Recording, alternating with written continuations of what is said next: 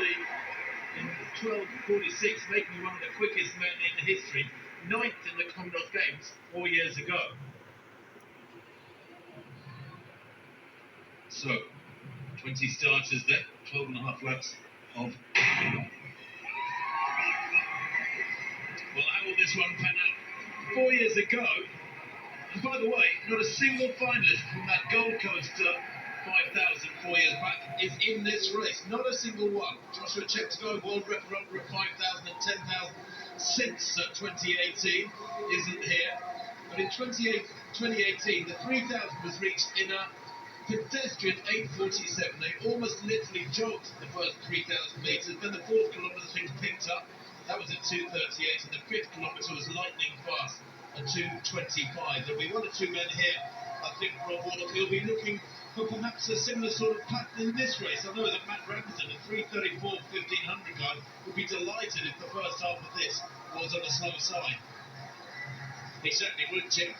He is a big, powerful performer. He's just on the right of picture now in the middle. I can't believe Sartler has taken his place in the starting lineup after that epic silver medal in the steeplechase. Talking about in the middle of the group now, just on the left of your picture. The other interesting dynamic here, Tim, I know you do a lot of commentary on the Diamond League circuit. When Comelli and Crop ran that Rome Diamond League, it was absolutely sensational. They tore chunks out of each other and produced the two fastest times in the world this year. And then you put into the mix Jacob Kiplimo, trying to become only the 4th man to do the double, camera focusing on the back of the pack. Kiplimo's in the middle. I think it would suit Kiplimo if it was slow, because he might still be feeling tired after the 10,000 metres. Well, Crop and Comelli at the front, and I think there's an arrangement here. There was a 63 lap, it's quick. Weir is the last attempt. She's got the bronze medal, the Canadian. And she's going to end with the bronze medal. Gillian Weir in the 3rd round through 67.35. A smile from a support team. But Canada win bronze with Gillian Weir, which means Julia Ratcliffe of New Zealand has the silver medal and has one more throw to try and stop Cameron Rogers of Canada winning the title.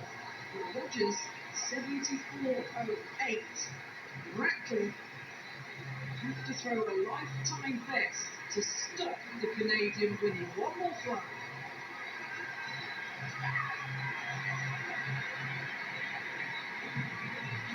Well, it lands on the bronze medal from the line of Julia Weir.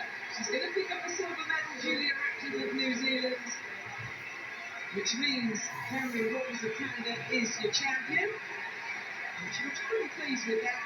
High fights all round between the gold medal winner, Cameron Rogers, will come up for one final throw. And Julia Ratcliffe with that throw of 69.63, she finishes with 66.93. Yeah, quite rightly, very, very proud. So bronze, silver and gold is sorted. A hunt between the silver and the bronze medalists, Ratcliffe and Weir. And here's your champion, Cameron Rogers. 2nd at the World Championships recently in Oregon. The world number 4 this year was 77.67.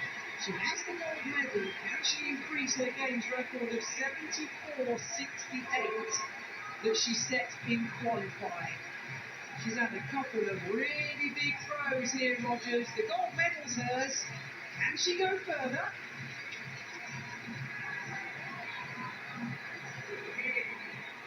Well, it's way over the 70-metre line again. It's going to be close, you know. She gets the white flag. She's celebrating with the gold medal. That's understandable. One of the big favourites here at the Commonwealth Games. Not awaiting the distance, though. Has she set a new games record? Has she got further than 74.68? Not quite, I don't think. It's coming through. 73.89. No new games record, but the gold goes to Cameron Rogers of Canada.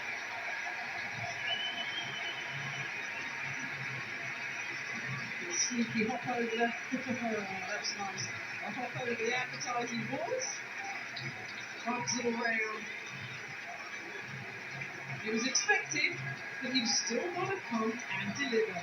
74.08. Canada picks up the gold. Cameron Rogers with a big smile and deservedly so.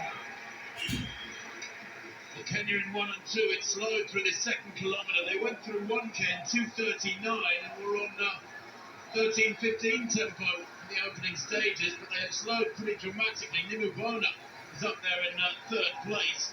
The two Kenyans taking out have been playing a strange game because the pace early on from Brock and Kimani was pretty healthy, Rob Walker, and then they've suddenly decided to ease right back in the throttle. They're punching badly and it's not comfortable with the guys further back in the pack. There's a little bit of nudging and shoving going on. Yeah, it's a strange decision from them, having initially thought that they would go quite hard. Do you know the other Australian we haven't spoken about a lot, Tim? Jack Rayner, the camera's focusing in on Ramsden. He's an excellent 1500 metre runner for Australia. But, you know, just up on the shoulder of the leaders is Jack Rayner, national champion over the half marathon. And do you know what? He smashed his 5,000 PB in Oslo, talking about the Australian, the mustachioed Australian, just tucked in behind the two Kenyans in fourth place. 13:06 in Oslo, so maybe if it's slow early on and then gets quick again, maybe he could be the Australian to feature. It looks pretty comfortable in fifth at the moment. Well, they're lapping athletes already.